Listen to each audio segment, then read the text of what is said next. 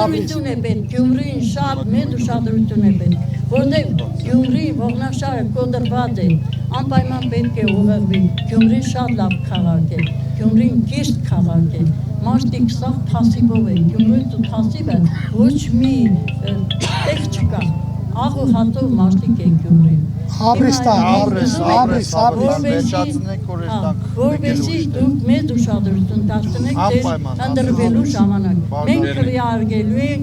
ձեզ անպայման փոփոխություն։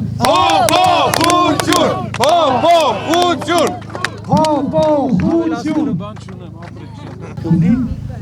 աշխատատեղերի շատ խորը խնդիրների մեջ է թաղված։ Ես ցանկանում եմ իմանալ ձեր ծրագրերում ինչպիսի դրույթներ կան։ Ժողովուրդ ով է հիշում Գյումրին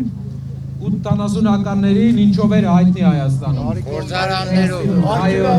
Մենակ տեքս շատ։ Տեսեք, Հայաստանը մի հատ երկիր է, որտեղ քարի գործարանները, քարի ֆաբրիկաներ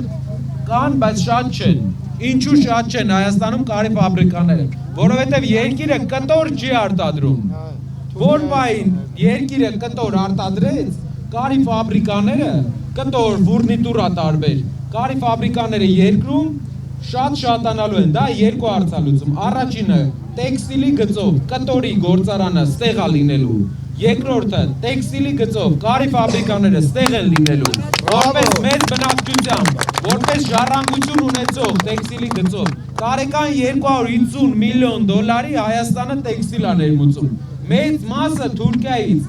պատճառը այնա, որ երկիրը չունի իր կտորի արտադրանքը, որը ուներ Գյումրին 40 տարի առաջ։ Մեզ նոր ղեկավար է պետք, որ չի իշխել Հայաստանում, նոր տնտեսական ղեկավար է պետք, ու այդ ղեկավարը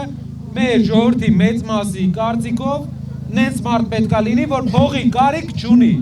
Այս պահին մեր Հայաստանում այդ մարդը Սամվել Կարապետյանն է։ Բաժանորդագրվեք Արմաթ մեդիայի ալիքներին սոցցանցերում։ Հետևեք մեզ նաև Արմաթ մեդիա AM կայքում։